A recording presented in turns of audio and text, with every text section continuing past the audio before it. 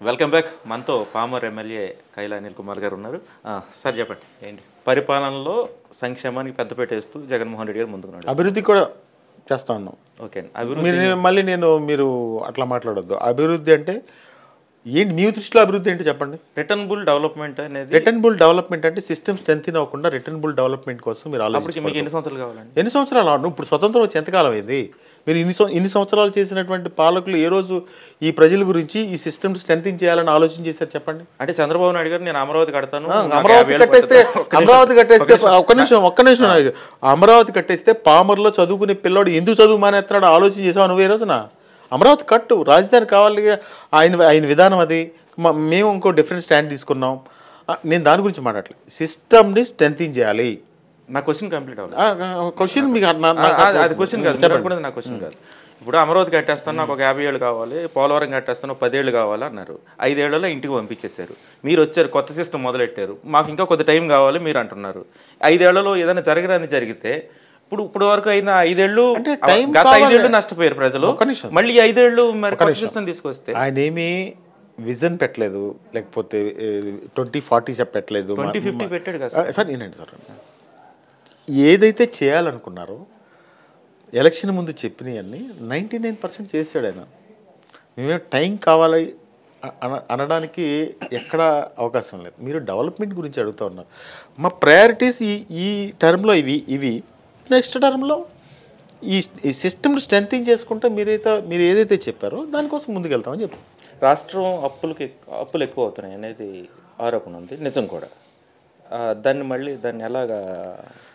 డెఫినెట్గా ఒక బిజినెస్ లేకపోతే ఎవరైనా ఒక చిన్న గ్రామ స్థాయిలోనే చూసుకున్నప్పుడు ఏదైనా ఒకటి స్ట్రెంథింగ్ చేయడం కోసం డెఫినెట్గా అప్పు కోసం వెళ్తారు. మీరు అన్నారు చూసారా, సిస్టమ్ స్ట్రెంథింగ్ చేసిన తర్వాత రిటర్న్స్ ఆశించాలి. ఏ గవర్నమెంటు ఏ పరిపాలనలో అప్పు చేయలేదు మీరు చెప్పండి. అంటే మీరు ఎక్కువ చేశారంటే సిస్టమ్ స్ట్రెంథింగ్ చేయడం కోసం డెఫినెట్గా ఎవరు ఎక్కువ చేశారు, ఎవరు తక్కువ చేశారు.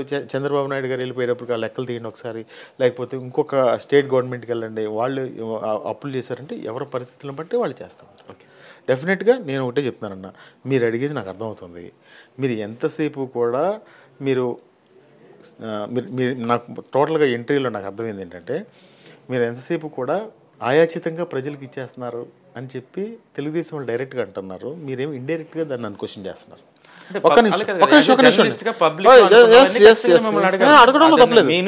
అదే నేను అదే చెప్తా ఉన్నాను మీకు కూడా. నేను పాజిటివ్గా తీసుకుని సమాధానం చెప్తాను మనం, ఎందుకంటే ఏదైనా సమాధానం చెప్పగలగాలి నాయకుడు, అంతే తప్ప నేను దీనికి చెప్పను దానికి చెప్పను కాదు. అందుకే మీరు అడిగేది మీ ఉద్దేశాన్ని ఒకసారి క్లియర్ చేసేస్తే మీ ద్వారా ప్రజలకు వెళ్ళిపోతుంది కదా. అదే నేను అడిగేది. అదే కదా. ఇప్పుడు మీరు ఏమంటారంటే ఆయాచితంగా స్కీమ్స్ ఇచ్చేస్తున్నారు తెలుగుదేశం వాళ్ళు అంటున్నట్టే. నేను అన్ని అనట్లేదు, ఒకే ఉద్దేశంగా అడుగుతా ఉన్నారు. దానిలో ఉద్దేశం, ప్రభుత్వ ఉద్దేశం సిస్టమ్ని స్ట్రెంథింగ్ చేయాలి. దానిలో మేము సక్సెస్ అయ్యాం.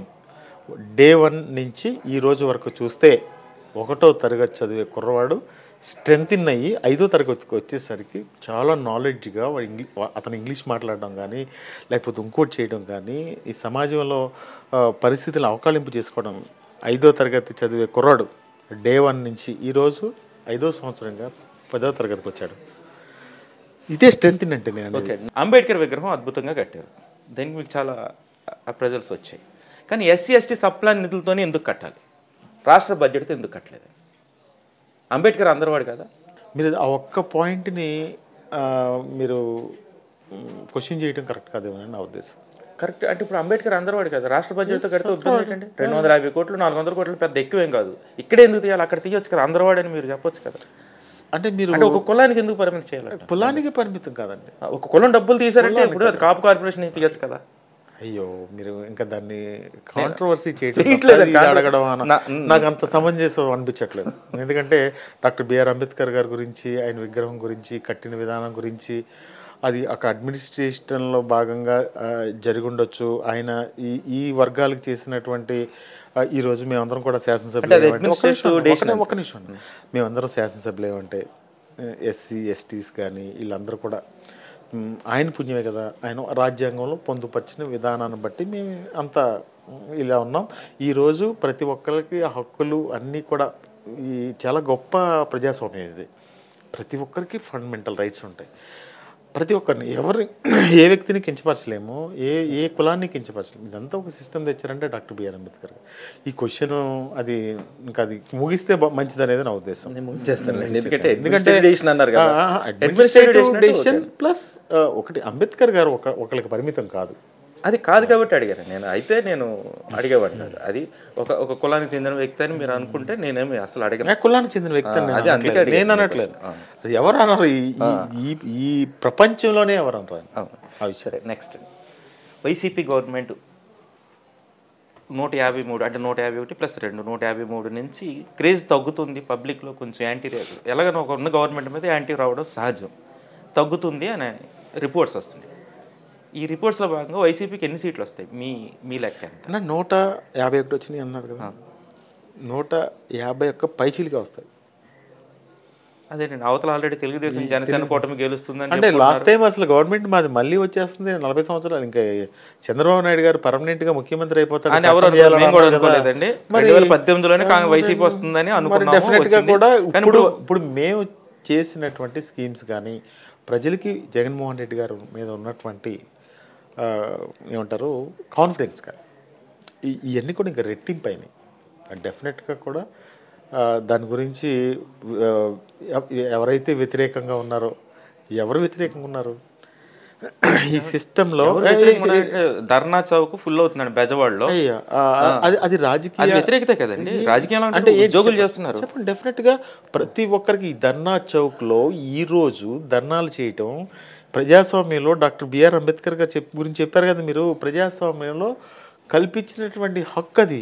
ప్రభుత్వం దగ్గర ధర్నా చేయటం అనేది అది వ్యతిరేకతని భావించకూడదు. వాళ్ళ హక్కులను పరిరక్షించడం కోసం ప్రభుత్వం డెఫినెట్గా వాళ్ళని కన్సిడర్ చేస్తుంది, వాళ్ళని హక్కును చేర్చుకుంటారు. అంతే తప్ప మీరు దాన్ని వ్యతిరేకంగా ఎట్లా భావిస్తారు? ఈరోజు కాదు అది. ప్రతి ఒక్కరు ఇప్పుడు కూడా నేను ఇందాక తోటలవల్లూరులో ఉంటే ఒక 10 మంది లేడీస్ వచ్చారు. 10 మంది లేడీస్ వచ్చి వాళ్ళకి సమస్య ఉంటే హ్యాట్ హూట్ అన్నారు, కుదరదు ఎమ్మెల్యే గారు అది ఇది అన్నారు. వాళ్ళని హక్కుని చేర్చుకుని వాళ్ళ సమస్యని మేము తీరుస్తాం. అంతే తప్ప మీరు దాన్ని వ్యతిరేకంగా భావిస్తారు. ధర్నా చౌకులు ఏంటన్నా ఉద్యమాలతో పుట్టిన ఈ ఆంధ్రప్రదేశ్, ఇది ఉద్యమంతోనే ఆంధ్రప్రదేశ్ ఏర్పడింది. పొట్టి శ్రీరాములు గారు ఉద్యమం చేస్తేనే ఆంధ్రప్రదేశ్ ఏర్పడింది. మీరు అసలు దాని గురించి వ్యతిరేకత హక్కు అంటారు. వ్యతిరేకత హక్కు అనలేదు అన్న, వ్యతిరేకత హక్కు అన్న మళ్ళీ మీరు వేరే లైన్లో ప్రభుత్వ వ్యతిరేకత కాదు, ప్రభుత్వ వ్యతిరేకత కాదు, ప్రజలకు ఉన్నటువంటి ప్రాథమిక హక్కు. ఎక్స్ట్రాడినరీ చెప్పారండి ఆన్సర్. అది ఎన్ని వస్తాయి అనుకుంటున్నారన్న? 151 పైన అయితే నేను ఒప్పుకోవట్లేదు. ఎన్ని వస్తాయి? డెఫినెట్గా నేనైతే 151 పైన వస్తాయని చెప్తాను. ఇప్పుడు అంటే మనం ఇందాక ఏదో అనుకోకుండా ఎస్సీ ఆ సామాజిక వర్గాలు ఇప్పుడు 29 స్థానాల్లోనూ మంచి విజయడంకం మోగించింది లాస్ట్ టైం. ఈసారి కొంచెం తగ్గుతుందేమో ఎస్సీ కాన్స్టిట్యున్సీలో జగన్కి పట్టు అని అంటున్నారు. ఎందుకని అంటున్నారు? దానికి ఏంటి అడుగుతున్నారు? పబ్లిక్లో ఉన్నది, నేను అడుగుతున్నాను అన్న. ఎస్సీ కాన్స్టిట్యున్సీలో ఎందుకు తగ్గుద్ది అనుకుంటా ఉన్నారు? అన్ని కాన్స్టిట్యున్సీలో తగ్గుతుందండి. ఎస్సీ కాన్స్టిట్యున్సీలోని మీరు ఎందుకు తగ్గుద్దని అని అంటా ఉన్నారు. అంటే లాస్ట్ టైం అయితే ఒక విధంగా చెప్పాలంటే స్వీప్, ఆ స్వీప్ ఇప్పుడు ఉండదని అంటున్నారు. Because of 27 government schemes, SC schemes. అదేనన్నా నేను అనేది ఏంటంటే ఎవరైతే రాజకీయంగా మళ్ళా అవకాశం తీసుకోవాలని భావిస్తూ ఉన్నారో ఓ సెక్టార్ మీడియా, నేనేమి పేర్లు చెప్పను, అవసరం లేదు, మీ అందరికి తెలుసు. ఒక సెక్టార్ మీడియా, ఓ సెక్టార్ పీపుల్ ఎవరైతే ఉన్నారో వాళ్ళు రకరకాలైనటువంటి ఆరోపణలు చేస్తున్నారు. దానిలో భాగంగానే ఇది ఒక ఆరోపణ. ఈ మీరు అన్నారు కదా స్కీమ్స్ తీసేశారో లేకపోతే ఇంకోటి చేసేసారో. ప్రజల దగ్గరికి వెళ్తే రేపొద్దున ప్రజల్ని ఎవరు నిర్బంధంగా ఓటు వేయించలేరు సార్, వాళ్ళ హక్కు అది. అది మనకు డెమోక్రసీలో ఉన్నటువంటి గొప్ప విషయం అది. 5 సంవత్సరాల తర్వాత లోనకెళ్ళి బూత్లోకి వెళ్ళి రహస్యంగా ఎవరికి నచ్చితే వాళ్ళకి ఓటేస్తారు.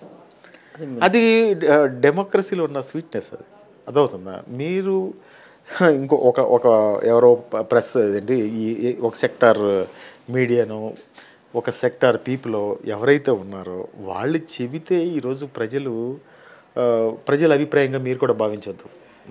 మీరు నేను మళ్ళీ ఎలక్షన్స్ అయినాక మాట్లాడుకుందాం. ఈ రాష్ట్రానికి ముఖ్యమంత్రి ఎవరవుతారో డెఫినెట్గా మాట్లాడుకుందాం. మనం ఏదైతే మీరు కూడా ఒక ఆలోచనతో మీ విధానం, మీరు మాట్లాడే విధానంలో నాకు కూడా చాలా అర్థమవుతూ ఉన్నాయి. ఒకటి, జగన్మోహన్ రెడ్డి గారు విధానాల్ని డెఫినెట్గా మీరు స్వాగతిస్తూ ఉన్నారు. నగేష్ గారు స్వాగతిస్తూ ఉన్నారు. మనసులో ఎవరైతే సమాజంలో వెనకబడి ఉన్నారో వాళ్ళందరూ ముందుకు రావాలని మీరు భావిస్తూ ఉన్నారు. కానీ మళ్ళీ మధ్యలో మీకు ఒక అభద్రతా భావం ఒకటి ఉంది. ఒక నిమిషం నన్ను పూర్తిగా చెప్పండి. అభద్రతా భావం ఒకటి ఉంది. ఎక్కడ ఏదైతే అభద్రతా భావం ఉందో అవన్నీ ఇలా ఎక్స్ప్రెస్ చేస్తూ ఉన్నారు తప్ప మీరు కూడా జగన్మోహన్ రెడ్డి గారి స్కీమ్స్ని అప్రిషియేట్ చేస్తారు. నేను జర్నలిస్ట్గా, అంటే మీకు క్లారిఫికేషన్, జర్నలిస్ట్గా చాలా మంది చూసుకుంటారు కదా. సరే, నేను జర్నలిస్ట్గా ఎప్పుడు ఒక పార్టీని పొగడను, ఒక పార్టీని భుజాన్ని వేసుకొని ఆరోపించను. అంటే ఏది మంచి ఏది చెడు అనేది కూడా సమాజంలో కనిపెట్టగలిగిన వాళ్ళే కదా జర్నలిస్ట్. నేను మంచిని మంచిగానే పొగుడతాను, చెడుని చెడుగానే తెగుడతాను, అందులో డౌట్ లేదు. అందుకే ఇప్పుడు మీరు పెట్టిన 2 స్కీమ్స్లోనూ ఒక స్కీమ్ బాగుందని, ఒక స్కీమ్ బాగాలేదని నా వ్యక్తిగతమైన ఆరోపణగానే చేశారు. అందులో నేను జర్నలిస్ట్ కనుక తగ్గక్కర్లేదు, ఒక పార్టీకి వత్తాసు పలకక్కర్లేదు, మిమ్మల్ని వ్యతిరేకించడం కోసం తెలుగుదేశం వాళ్ళ క్వశ్చన్లు మిమ్మల్ని అడగక్కర్లేదు, నేను మిమ్మల్ని పొగడడం కోసం జగన్మోహన్ రెడ్డి స్కీమ్ నా భుజాలపై అది ప్రజలకు అంటే మీరు ధైర్యంగా మాకు గవర్నమెంట్ మీద వ్యతిరేకత ఉంది అంటున్నారు, లేకపోతే ఇంకోటి అంటూ ఉన్నారు, సీట్లు తగ్గుతాయి అంటున్నారు, అంటూ ఉన్నారు. తెలుగుదేశం పార్టీ వాళ్ళ పరిస్థితి చూశారు కదా మీరు. తెలుగుదేశం పార్టీ వాళ్ళు ఎవరు వస్తే వాళ్ళు రండి అంటున్నారు. ఎవరైతే అయితే వాళ్ళతో పొత్తులు పెట్టుకుంటున్నారు. ఢిల్లీ వెళ్ళిపోయి ఎన్ని సీట్లు కావాలంటే అన్ని సీట్లు ఇస్తాం మహాప్రభు అని నుంచుంటా ఉన్నారు.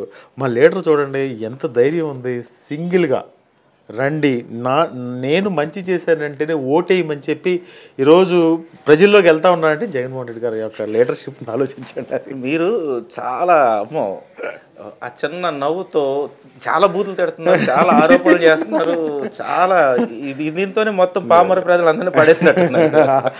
ప్రజలు ఫస్ట్ ఆఫ్ ఆల్ సమాజంలో ప్రజలు సుప్రీం, వాళ్ళ తీర్పు ముఖ్యం. మనం ఏదో చేసేసి ఎప్పుడు కూడా అబద్ధాన్ని నిజం చేయలేం. ప్రస్తుతానికి మా ప్రతిపక్ష వాళ్ళు అబద్ధాలు నిజం చేసే పనిలో ఉన్నారు. అవన్నీ జరగవు. ప్రజలు అంతిమంగా తీర్పిస్తారు. అది జగన్మోహన్ రెడ్డి గారి నాయకత్వంలో బంపర్ మెజారిటీతో లాస్ట్ టైం వచ్చిన కన్నా ఎక్కువ సీట్లతో ఈ రాష్ట్రంలో ముఖ్యమంత్రి కాబోతా ఉన్నారు. పామర్లో మొదలుపెట్టారు వర్క్, ఎలక్షన్ వర్క్ అంటే వర్క్ చేస్తూనే ఉన్నారని నవ్వుతూ చెప్పొద్దండి మళ్ళీ. అదే ఉంది ఎలక్షన్ అంటే డెఫినెట్గా పాలిటిక్స్ కదా. ఇప్పుడు వర్క్ ఏంటంటే ఓ బాధ్యత. అంటే ప్రతిపక్షాలలో నన్ను విమర్శించినా నేను చిరునవ్వుతోనే తీసుకునేవాడిని. తీసుకుని నేనేం చేయాలి, నాకు ఇంత మెజారిటీ ఇచ్చారు, ఈ పీపుల్కి ఏం చేయాలి అనే ఆలోచనతోటే ఉండేవాడిని. ఇప్పుడు ఎలక్షన్ వచ్చేసరికి మళ్ళా నా పదవి కోసం, లేకపోతే ఎప్పుడే ఇక్కడ పామర ఎమ్మెల్యేగా అయిపోవాలనో రకరకాల వాళ్ళు బయలుదేరుతూ ఉన్నారు. గతంలో అనుభవించిన వాళ్ళు ఆ అధికారం ఇది పోక ఇప్పటివరకు అయిపోయింది. ఇప్పుడు ఇంకా 10-15 రోజుల్లో కోడ్ వస్తుంది. డెఫినెట్గా నేను ఎలక్షన్కి మానసికంగా సిద్ధంగా ఉన్నాను, ప్రజలతో సిద్ధంగా ఉన్నాను. దేనికైనా ఆర్థికంగా ఇన్ని స్కీమ్స్ ఇచ్చిన తర్వాత, ప్రభుత్వం ఇంత చేసిన తర్వాత ప్రజలు ఇప్పుడు కూడా ఒకటి గుర్తుపెట్టుకోండి అన్న, ప్రజలు మంచివాళ్ళు. ప్రజలు డబ్బులు ఇవ్వమని కోరరన్న రాజకీయ నాయకుల్ని. అర్థమైందన్న. అది ఆర్థికంగా సిద్ధంగా ఉన్నారా, లేకపోతే ఇంకోటి సిద్ధంగా ఉన్నారా, ఇవన్నీ మనము మాట్లాడుకునే విషయాలు కాదు. ఫస్ట్ ఆఫ్ ఆల్ రాజకీయాలుగా సిద్ధంగా ఉన్నాను. ఈ పామర్ నియోజకవర్గంలో అందరూ ఒకవైపుకి వెళ్ళిన నాయకులు ఇప్పుడు కొందరు పార్టీలు మారారు, కొందరు అందరూ ఒకటవుతున్నారు. జనసేన, తెలుగుదేశం పార్టీ ఆ స్థాయిలో ఎలా ఒకటవుతూ ఉన్నారు, ఈ నియోజకవర్గ స్థాయిలో కూడా ఒకటైపోయి కైలే అనిల్ కుమార్ని ఏదో దించుదాం, లేకపోతే జగన్మోహన్ రెడ్డి గారిని మీద ఏ విధంగా దొక్కుతుందో ఈ నియోజకవర్గంలో కూడా నా మీద అటువంటి జలసీ ఎవరికి ఉందంటే ప్రజలకు లేదు. ఎవరైతే ఈ అధికారం కోసం వెంపర్లాడుతూ ఉన్నారో వాళ్ళకే ఉంది. నాకేం ఇబ్బంది లేదు. ప్రజలు నన్ను డెఫినెట్గా కూడా ఆదరిస్తారని నాకు నమ్మకం ఉంది. ఇప్పుడు కూడా నేను ప్రజలకు చెప్తాను, నాకు ప్రజలు ముఖ్యం. వాళ్ళకి చెప్తాను, ఒకవేళ నేను ఈ రోడ్డు వేస్తానన్నాను, ఇప్పుడు వేయలేకపోయాను, నేను వాళ్ళని అడిగితే కన్విన్స్ చేయడం తప్పేం లేదు కదా. తప్పలేదు. నాకు ఒక అవకాశం ఇవ్వండి అన్నా, మళ్ళీ నేను చేస్తానని చెప్తాను. కానీ ప్రత్యర్థికి మాత్రం తలదించడం. ఎంత దూరమైనా వెళ్తానో వాళ్ళ సంగతి ఎంతైనా తెలుస్తాను. దాని గురించి ఆలోచన లేదు. పెనమలూరు ఎమ్మెల్యే పార్థసారథి గారు పార్టీని వదిలేశారు, సీట్ ఇవ్వలేదని. ఆయనకి మీకు చాలా అవినాభావ సంబంధం ఉంది. ఏంటి మీ రిలేషన్, ఫ్రెండ్షిప్ ఏంటి అసలు? ఫ్రెండ్షిప్ అంటే పార్థసారథి గారు నాకు ఫస్ట్ నుంచి పరిచయం. రాజకీయాల్లోకి వచ్చిన తర్వాత కొంత క్లోజ్గా ఉండేవాళ్ళం, పక్క నియోజకవర్గం. అలాగే సీనియర్గా కొన్ని సలహాలు, కొన్ని సంప్రదింపులు. అదేవిధంగా ఆయన మా నియోజకవర్గపు వాసి, మా నేటివ్ మండలం, మన మౌ మండలం ఆయనది. డెఫినెట్గా ఆయనతో కలిసి ప్రయాణం చేశాను, ఆయన దగ్గర నుంచి కొన్ని సలహాలు తీసుకున్నాను, సంప్రదించాను. ఆయన ఈరోజు తెలుగుదేశం పార్టీలోకి వెళ్ళిపోయారు. ఇంకా అది దాదాపుగా ఇంకా ఆయన నూజివీడులో తిరుగుతున్నట్టున్నాడు. మీకు ఇందాక చెప్పిన సమాధానం ఏంటంటే, ఆయన పర్సనల్ అది పార్టీ మారడం అనేది. నాకు సంబంధం లేదు. ఏ రోజైతే ఆయన పార్టీ మారారు ఆ రోజు నుంచి ఇంతవరకు ఆయన నేను ఎప్పుడు కలవలేదు. గురుగారు అవుట్, శిష్యుడు ఇవన్నీ రాజకీయాల్లో ఒకటే నాయకత్వం, జగన్మోహన్ రెడ్డి గారి నాయకత్వం. జగన్మోహన్ రెడ్డి గారి నాయకత్వంలో నేను పనిచేస్తా ఉన్నాను. జగన్మోహన్ రెడ్డి గారు ఆయన ఇచ్చిన విధానాలు అన్ని ప్రజల్లో తీసుకెళ్తున్నాం, అదే ఇంపార్టెంట్ తప్ప పార్థసారథి గారు ఆయన వ్యక్తిగతంగా పార్టీ మారారు. ఆ పార్టీ మారిన రోజే ఇంకా ఆయనకి నాకు నేను కూడా వెళ్ళి ఆయన పార్టీ మారుతున్నప్పుడు మారొద్దని చెప్పి నేను కూడా అడిగాను. ఆయన వాదన ఆయన చెప్పారు. నేను ఆయన కలిసి జగన్మోహన్ రెడ్డి గారి దగ్గరికి వెళ్ళాం, అన్నీ జరిగినాయి. ఆ రోజే నేను పార్టీ మారుతున్నానని చెప్పిన తర్వాత ఆయనకు ఒక నమస్కారం పెట్టి మళ్ళీ మనం కలవలేమేమోనని కూడా చెప్పేసి వచ్చేసాను. ఇప్పుడు అదే ఈ నియోజకవర్గ వాసి కదా. ఎస్. మరి ఆయన వెళ్ళడం వల్ల ఆయన కొంచెం ఇందాకే చెప్పాను మీకు, ఆయన ఈ నియోజకవర్గం అంటే అన్ని జగన్మోహన్ రెడ్డి గారి మీద వైఎస్ఆర్ కాంగ్రెస్ పార్టీ మీద తోసేస్తే కుదరదు కదా సార్, కొంత ఇంపాక్ట్ ఉంటుంది కదా. ఈ ప్రజలు ఆలోచనలు పార్టీ ఇంపార్టెంట్గా తీసుకుంటారు తప్ప ఆ విధంగా ప్రభావం ఉంటుందని నేను ఇప్పుడు కూడా భావించాను. అంటే పార్థసారథి గారు బయటకు వెళ్ళడం వల్ల మీకు ఎలాంటి నష్టం లేదు. పార్టీ అండి ఇది, వైఎస్ఆర్ కాంగ్రెస్ పార్టీ. వ్యక్తిగతంగా అంటే ఆయన వైఎస్ఆర్ కాంగ్రెస్ పార్టీలో కొనసాగాలని కోరుకున్నా, ఆ విధంగానే ఆఖరి వరకు ప్రయత్నం చేశా. ఆయన తెలుగుదేశం పార్టీలోకి వెళ్ళిపోవాలనుకున్నారు. ఆయన విధానం ఆయనది, నా విధానం నాది, అంతే తప్ప దానికి దీనికి ఎటువంటి సంబంధం లేదు. ఇప్పుడు వైఎస్ఆర్ పార్టీ నుంచి కూడా తెలుగుదేశం పార్టీలోకి చాలామంది వెళ్ళిపోతూ ఉన్నారు. వెళ్ళిపోయి అక్కడ పదవులు, సీట్లు తీసుకుంటూ ఉన్నారు. మీ మచిలీపట్నం ఎంపీ కూడా వెళ్ళిపోయారు. ఇంకా చాలామంది వెళ్ళిపోయారు. రక్షణ నిధి గారు, చాలామంది మీ పార్టీ నుంచి వలసలు ఉన్నాయి. వీటన్నిటిని ఎలా తీసుకుంటున్నారు మీరు? అసలు దీన్ని ఏం చేయాలి? అసలు మీ పార్టీ బలహీనం అంటే ఇప్పుడు బాలశౌరి గారు ఎందుకు వెళ్ళిపోయినట్టు భావించాలి? అంటే అక్కడ ఏదో ముఖ్యమంత్రి, తెలంగాణ ముఖ్యమంత్రి గారిని కలవడం వల్ల జగన్మోహన్ రెడ్డి గారు కోపపడ్డాడు, అందుకే వెళ్ళిపోయాడు అనేది ఒక టాక్. ఓకే, అది నిజమా కాదనేది మీరు చెప్పాలి, మీ పార్టీ మనిషి కాబట్టి. అక్కడ ఇక్కడ సీటు అవకాశం ఉందో లేదో తెలియక అక్కడ సీట్ వస్తుందని వెళ్ళిపోయారు అనేది రెండో టాక్. ఓకే, ఇప్పుడు ఆయన వెళ్ళిపోతే ఆ ప్లేస్ని ఎవరు రీప్లేస్ చేస్తారనేది కూడా మీరే ఆన్సర్ చేయాలి, ఎందుకంటే ఈ పార్లమెంట్ పరిధిలోనే ఎమ్మెల్యే కదా. ఆల్రెడీ మా పార్లమెంటు క్యాండిడేట్ని అనౌన్స్ చేశారు, సింహాద్రి రమేష్ గారు. అవును. బాలశౌరి గారు పార్టీ మారారు. అంటే నాయకుడికి ఇప్పుడు నేను జగన్మోహన్ రెడ్డి గారి దగ్గర పనిచేస్తాను, ఆయన మా నాయకుడు. నేను ఏదైనా ఒక పొరపాటు చేస్తాను, ఆ పొరపాటు చేసినప్పుడు నాయకుడిగా ఒకవేళ నాకు తెలియదు, మీరు చెప్పిన విషయాన్ని నాకు తెలియదు, నాకు మీరు చెప్తా ఉన్నారు కాబట్టి నేను దానికి ఆన్సర్ చెప్తా ఉన్నాను. ఓకే, నాయకుడిగా జగన్మోహన్ రెడ్డి గారి నాయకత్వంలో ఈ పార్లమెంట్ని అభివృద్ధి చేస్తాం, లేకపోతే ఇంకోటి చేస్తామని చెప్పి మా నాయకుడు నాయకత్వంలో ఎలక్షన్కి వెళ్ళాం. నాయకుడిగా కొన్ని విషయాల్లో ఏదన్నా హెచ్చరించవచ్చు, లేకపోతే ఇంకోటి కూడా చెప్పచ్చు. దాన్ని ఆసరాగా తీసుకుని ఇంకా 2 నెలల్లో ఎలక్షన్ ఉందనగా బాలశౌరి గారు పార్టీ మారటం అనేది సమంజసం కాదనేది నా ఉద్దేశం. ఏదో పెట్టుకొని అంటే నాయకుడిగా కొన్ని హెచ్చరికలు చేస్తుంటే ఒక పరిధిలో పనిచేస్తాం. నాయకుడే, boss is always correct. Corporate sector కదా, నాయకుడు అండి, నాయకుడు నాయకత్వంలో పనిచేస్తాం. ఓకే, నాయకుడు నాయకత్వంలో ఒక కుటుంబం ఉంటుంది సార్, తండ్రి ఉంటాడు. మన పరిధులు దాటినప్పుడు హెచ్చరించరా. ఒకవేళ మీరు చెప్పిందే కరెక్ట్ అయితే ఆ విషయాన్ని సాగుగా చూపించి పార్టీ మారడం అనేది సమంజసం కాదు. ఓకే, ఇప్పుడు మరి సింహాద్రి రమేష్ గారు దాన్ని రీప్లేస్ చేయగలరు? డెఫినెట్గా చేస్తాడు. సింహాద్రి రమేష్ గారు ఎందుకు చేయలేడు? డెఫినెట్గా ఆయన పార్లమెంట్కి పోటీ చేస్తారు జగన్మోహన్ రెడ్డి గారి నాయకత్వంలో. తన గ్యారంటీగా మంచి మెజార్టీతో మచిలీపట్నం పార్లమెంటు. ఇప్పుడు బాలశౌరి గారు ఇప్పటివరకు 5 ఏళ్ళు ఎంపీగా ఉన్నారు ఇక్కడ. ఈ ప్రాంతంలో ఎంతో కొంత తిరిగి ఉంటారు. ఆయనకి కొంత నెట్వర్క్ ఉంటుంది, కొంత కార్యకర్తల బలం ఉంటుంది. ఆ కార్యకర్తలు ఎవరు? అది మీరు ఆ కార్యకర్తలు ఎవరు? జగన్మోహన్ రెడ్డి గారి కుటుంబం, వైఎస్ఆర్ కాంగ్రెస్ పార్టీ. ఇక్కడ ఉప్పులేటి కల్పన గారు పార్టీ మారితే నేను వచ్చాను ఇక్కడికి. నేను కైలే అనిల్ కుమార్ జగన్మోహన్ రెడ్డి గారు ఇదిగో ఈ పామరు ప్రజలకి వైఎస్ఆర్ కాంగ్రెస్ పార్టీ కుటుంబాలకు అప్పచెప్పాడు, ఇతను సేవ చేయగలుగుతాడని. మా కుటుంబ సభ్యులు అది బలమే తప్ప కైలే అనిల్ కుమార్ బలం, బాలశౌరి గారి బలం, లేకపోతే ఇంకొకరు బలం అనడం అనేది కరెక్ట్ కాదు. అంటే కొద్దిమంది అన్న కార్యకర్తలు అటు వెళ్ళరంట. కొద్దిమంది ఎవరు లేరు, ఇప్పుడు ఉన్నారు కదా, అయిపోయింది. ఆయన జాయిన్ అయ్యాడు, జనసేనలో కూడా జాయిన్ అయ్యాడు. జాయిన్ అయిన తర్వాత ఎవరు నాకేం కనిపించట్లేదు కదా. మీరే చెప్పండి, ఎవరన్నా పలానా వాళ్ళు పార్టీ మారారనో లేకపోతే. సార్, వైఎస్ఆర్ కాంగ్రెస్ పార్టీ చాలా స్ట్రాంగ్ సార్, అది గుర్తుపెట్టుకోండి సార్. ఎప్పుడు వ్యక్తులు కాదు, సిస్టమ్ ముఖ్యం. రాజశేఖర రెడ్డి గారి యొక్క ఆశయంతో ఆ రోజు ఏర్పడినటువంటి ఈ ప్రభుత్వం, ఇది ఒక పెద్ద బలమైన కుటుంబం. ఓ వ్యక్తులు ఎవరు ప్రభావితం చేయలేరు. పామర్లో మీ ప్రత్యర్థి ఎవరు అనుకుంటున్నారు? పామర్లో ఎవరు ప్రత్యర్థి అయినా, ఇదే రకరకాలుగా చెప్తా ఉన్నారు, ఎవరు ప్రత్యర్థి అయినా నాకు ఒకటే.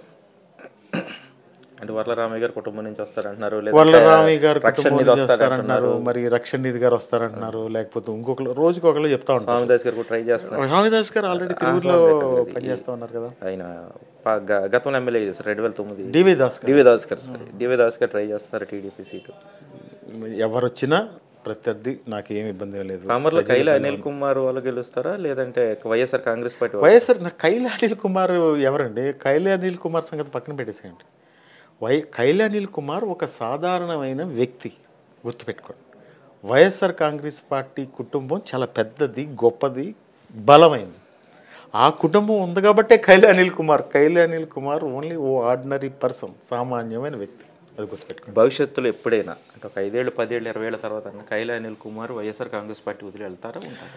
ఈ సందర్భమైన సరదాగా కదా అసలు అడగొచ్చు. నేను కూడా ఇది ప్రజలకు తెలియజేయాలి. అంటే ఫ్యూచర్లో ఎప్పుడైనా ఫ్యూచర్లో కాదు, ఏ రోజైనా సరే జగన్మోహన్ రెడ్డి గారి నాయకత్వంలో రికార్డ్ చేసుకోండి. జగన్మోహన్ రెడ్డి గారి నాయకత్వంలో నా రాజకీయ ప్రస్థానం స్టార్ట్ అయింది. ఎమ్మెల్యేగా సీట్ ఇచ్చారు, ఎమ్మెల్యే అయ్యాను. జగన్మోహన్ రెడ్డి గారి మనసులో లేని రోజున, నా వైఎస్ఆర్ కాంగ్రెస్ పార్టీ కుటుంబ సభ్యుల మనోభావాలు దెబ్బతిన్న రోజున కైలా అనిల్ కుమార్ రాజకీయాల్లో ఉండడే కానీ అదే ఆఖరి రోజు. పార్టీలు మారతాం, ఇంకో నాయకత్వంలో పనిచేసే మనస్తత్వం కాదు, ఆ రక్తం నాలో లేదు. పార్టీ మారడం అనేది ఈ జన్మకు లేదు. లాస్ట్ వరకు, చివరి వరకు జగన్మోహన్ రెడ్డి గారితో ప్రారంభమైన రాజకీయాలు జగన్మోహన్ రెడ్డి గారితో అంతం. రాజకీయ నాయకులు ఎట్లాగే చెప్తారో లేకపోతే వెంటనే అడిగే క్వశ్చన్ అది. మీరు రికార్డ్ చేసుకోండి, రాసుకోండి. ఈ జన్మకి జగన్ అన్నతోనే ఆఖరు.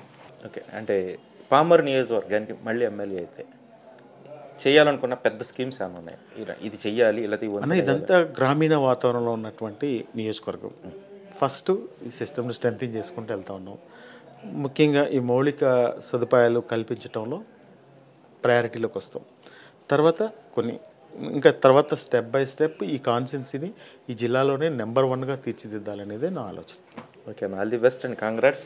మొత్తానికి చాలా స్మూత్గా, సైలెంట్గా, నవ్వుతూ చాలా పెద్ద పెద్ద ఆన్సర్స్ ఇచ్చారు. Once again congratulations and all the best. మొత్తానికి కైలా అనిల్ కుమార్ గారు చాలా చాకచక్యంగా ఆన్సర్ చేశారు. చాలా విషయాల్ని చాలా స్మైల్గా చెప్పారు.